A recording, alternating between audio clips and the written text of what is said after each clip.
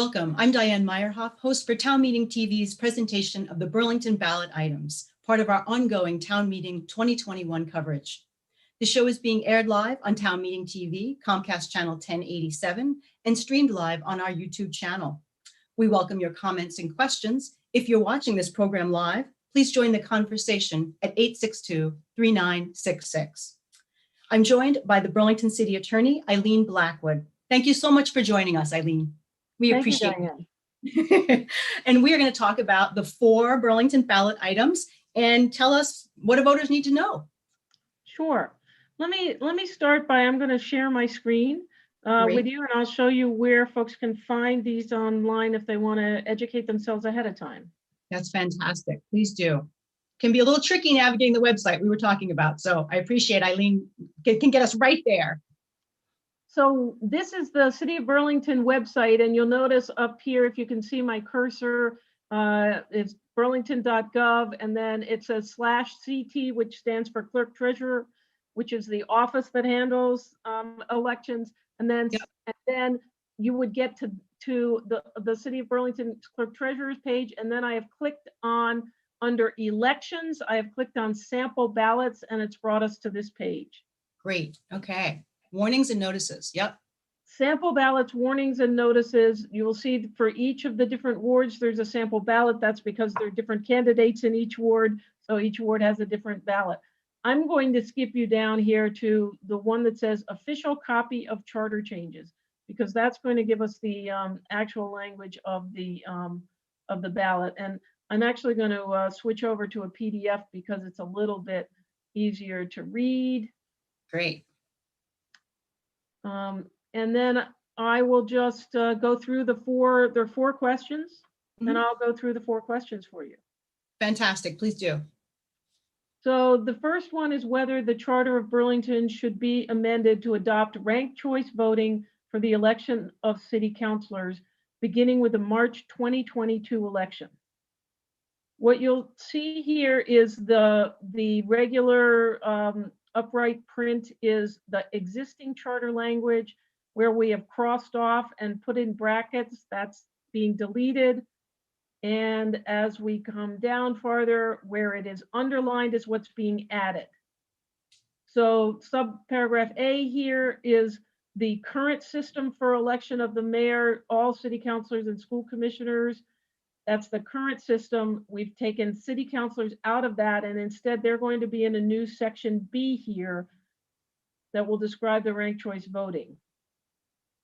I'm scrolling down, and this is all the language that is going into this section. All elections will be by a ballot using a system of ranked choice voting. And this charter change gives 4 guidelines for how the city will set up that ranked choice voting. And the overall idea is that voters will have the option of ranking candidates in order of preference, so that if there are 4 candidates for city council in their ward, they will be able to rank those 1, 2, 3, 4. If any candidate receives a majority over 50% of first preferences, that is, they're ranked number 1 by at least 50% of the voters, then that candidate is automatically elected, and it's just as it would be in any other, in the current system. Then however, if no candidate receives a majority of first preferences, then there is a retabulation by the election officer. The election officer is a city employee who works in the clerk treasurer's office, and that is conducted in rounds. The candidate with the fewest votes at the end of the round is eliminated, so that if there, in the example I gave you, if there were 4 candidates, round 2 would drop off the lowest level candidate of those 4 and would re-rank the 3 remaining candidates. If no one got 50% at that point, then there would be another round after that. But if someone got 50%, that person would be elected. Okay, got it. And this is only for city councilors, though, not for mayor. Correct. So that's a change from last time we did this. It is. Okay, thank you. That was helpful. I didn't realize that. And the last part of this allows the city council to adopt additional regulations to implement these standards. So the idea is this is general charter language that is talking about the system, and there are a number of different tweaks that can be done to the system, to a ranked choice voting system. And the idea of this was not necessarily to try to answer all of those questions, but to allow there to be some regulations later to address some of the things you might want to tweak. Okay, great. Thank you. That was a very clear description. I appreciate that because it always sounds so complicated to me. But that really worked. Thank you. And it's not terribly complicated. You're right. All right, so then this is question number 2, is whether or not the charter should increase the size of the Board of Airport Commissioners to 7 members, which includes adding a representative from Winooski as well as one from Burlington. So Burlington have 2? So right now, Yep. I'll just run through it. Right now, there are 5 legal, sorry, right now there are 4 legal voters from the city of Burlington and 1 from the city of South Burlington for a total of 5. This is going to increase the size of it to 7 by adding 1 more. So there are 5 Burlington now, 1 South Burlington and 1 Winooski. Got it. So, There are changes to 2 parts of the charter because this issue is laid out in 2 different sections. And the second section, there is a sentence ended that says there's 1 legal voter of the city of Winooski to be appointed by the governing body of Winooski, which means by the Winooski City Council, to serve for 3 years. gotcha. Okay.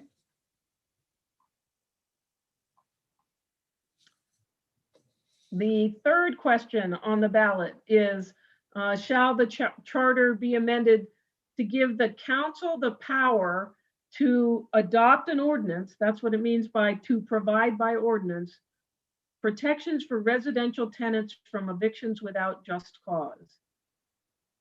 So the topic here is just cause evictions, and this one is probably the more complicated of the questions on the ballot.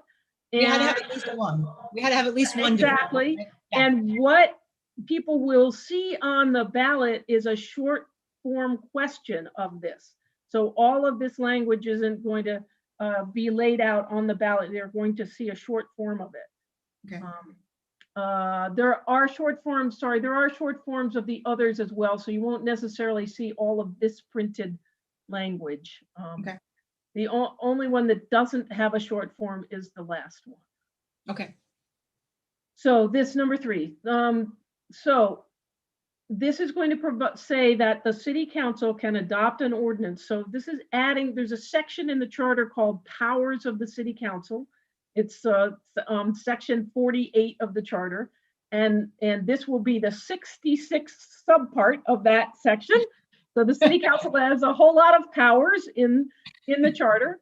And this, so that in this case, they can adopt an ordinance that will say that residential tenants may not be evicted without just cause. This goes on to say where just cause shall include, but is not limited to. So just cause will meet these definitions. A tenant's material breach of a written rental agreement is just cause. A tenant's violation of state statutes regulating the tenant's obligations in their lease, non-payment of rent, and failure to accept written, reasonable, good faith, non-renewal terms. So any of those things would be just cause. The ordinance could make other things just cause as well. That's what the but is not limited to says. So then subsection B says, the ordinance shall exclude from just cause. In other words, this is not just cause, the expiration of a rental agreement as the sole grounds for termination of a tenancy.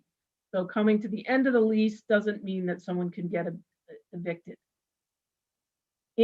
There are some exemptions already in state law to the landlord-tenant provisions, but in addition, the ordinance will exempt from this provision about the termination of tenancy, the expiration of a rental agreement, the expiration of a rental agreement not being grounds for termination. The ordinance shall exempt from that provision, subject to mitigation provisions, things like sublets, in-unit rentals, owner-occupied duplexes and triplexes, properties being withdrawn from the rental market, including properties to be occupied by the owner or immediate family member, and those in need of substantial renovations. So those are the reasons. Those properties, among others, the ordinance can say others, will not be required to, when the lease comes to an end, to have the tenancy continue. See, and you can see why I'm saying this is a little more complicated, right? Yeah, well, there's a lot going on here. Now, tell me something. Does it address a month-to-month leases as well, or no? How is that? All of this there is no specific mention of month-to-month leases. They are included in here just like other kinds of leases. Okay. Subsection C says the ordinance shall include provisions that mitigate potential negative impacts on tenants, including adequate notice, reasonable relocation expenses, provides for a probationary period after initial occupancy, and 3, limits unreasonable rent increases to prevent de facto evictions or non-renewals, which means to prevent using a rent increase to force somebody out of their apartment.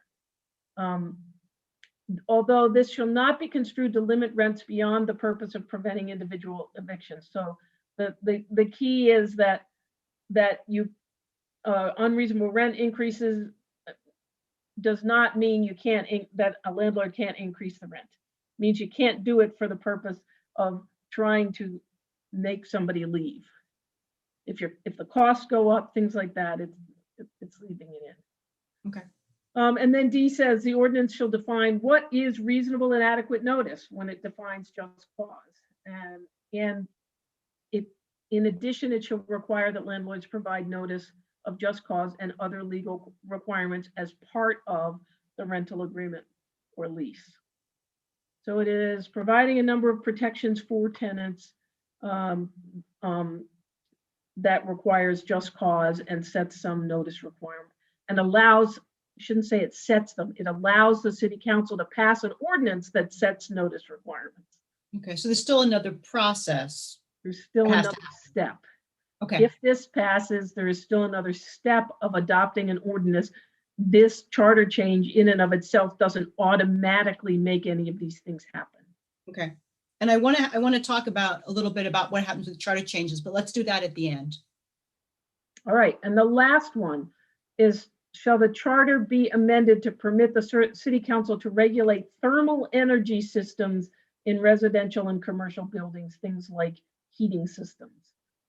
And this is, again, is an added to the powers of the city council that the council will have the power to regulate thermal energy systems, including assessing carbon impact or alternative compliance purposes. However, they cannot do a carbon impact or require an alternative compliance payment unless there is another vote by a majority of the legal voters of the vote of the city at another annual or special meeting to say, yes, we want to impose those kind of payments. Otherwise, there will just be general regulation of thermal energy systems. Okay. And that is the 4 charter changes that will be before the Burlington voters. All right, fantastic. Now, talk to me about voters vote on these, whichever ones move forward or are passed by the city voters. What happens next? Sure. So the voters will vote. I'm going to stop sharing so we Okay. can. There you are. Hello. When the voters vote, if the voters vote in favor of one or more of these charter changes, then the charter changes, the city puts together a packet. They get delivered to the Vermont legislature. the Vermont legislature then starts them in its process. And these charter changes generally get their primary hearings before the House Government Operations Committee, and then eventually get voted on by first the House and then the Senate. And if adopted by the legislature, they go to the governor for signature. And the effective date of them depends on the content of this, when the governor gets them, what the legislature decides makes sense for when it should start. And is there a period of time that the legislature is required to act once these are sent to them? Is that the right expression? They are sent to them, and no, there is not a time frame. And unlike other kinds of bills in the legislature that expire if they don't get passed within a certain time, charter changes don't expire. So once the voters vote on them, they could sit around. Technically, I guess they can sit around for an extended many years. And do they? Does that happen? Well, for example, the city a number of years ago, 2016 maybe, voted in favor of some gun charter changes that the legislature has not acted on and that are still sort of sitting there in the legislature. So somebody could a legislator could decide to bring it up at some point in the future. That's my understanding. It's very interesting. I wonder if other states do that too. I mean, I'm getting off topic, I suppose, but I'm just, it's a curious kind of thing. And I think often voters don't completely understand the process, because you feel like when you read them, you think, okay, we're gonna do this if I'm for it or against it, whatever. And I think that next step and sort of the amount of time it must take, even if it sails through, there's still going to be quite a period of time before it comes back to the city council to actually write the ordinances, right? So it could be passed within the legislative session. It could be passed in March or April or May. After it gets to the legislature, depending on the complexity of it, how controversial it is, and, how busy the legislature is with other matters. For the most part, I think many of our charter changes go into effect July 1 following the legislative session, so they aren't always seen as urgent to pass early in the session. But again, it depends on the timing of it. Right.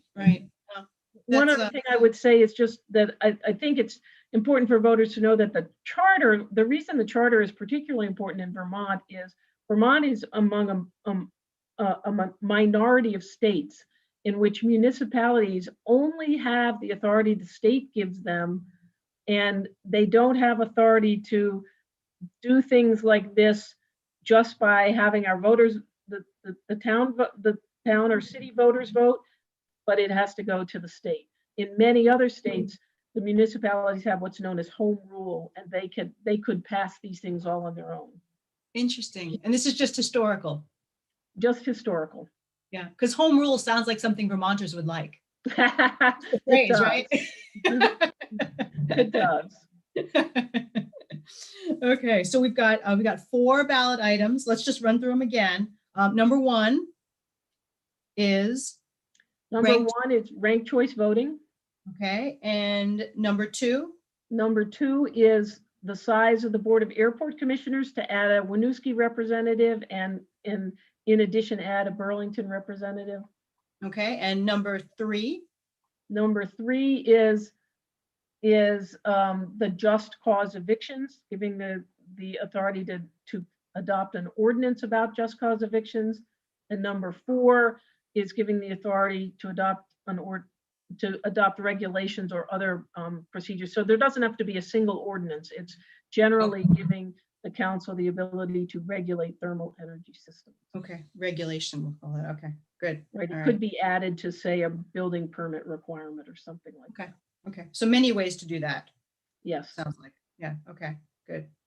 All right. Okay, so these are all on the city's website, so folks can go and read through them, and they can also look at their own ward ballot, which is part of that as well. So whichever way works for folks. And let's talk a little bit about how folks are going to vote this year in Burlington. So let me share my screen one more time. Good. And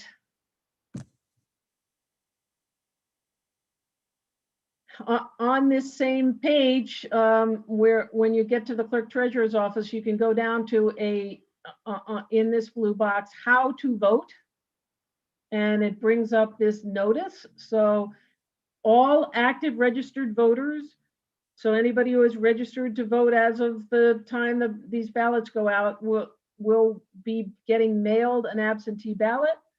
And the clerk treasurer's office believes they're going to get them all out by next Wednesday, February 10th. Okay. If you haven't received your ballot by Friday the 19th, you should be sure to contact the clerk treasurer's office. And there are multiple ways to return your ballot. You can mail it back in. Notice that the clerk treasurer's office is recommending that you do that by February 22nd, a week before the election, to make sure that the ballot gets there in time. Yeah. There are drop boxes that are available 24/7 until 4:30 p.m. the day before the election. Now, remember that those drop boxes will close so that the ballots can be collected and brought to the polling places to be counted. Gotcha. And there are 4 of those drop boxes, one at City Hall, one at the Department of Public Works down on Pine Street, one at Fire Station number 2 on North Street, and one at the Miller Center in the New North End. There's an indoor drop box on the ground floor of City Hall, and folks can go there, and there is during hours 8 a.m. to 4:30, there is a security person who can check them in and point them to that. Folks must wear a mask and follow COVID procedures if they're going to come into the building. And then the polls will be open as usual at your usual polling places, 7 a.m. to 7 p.m. on election day.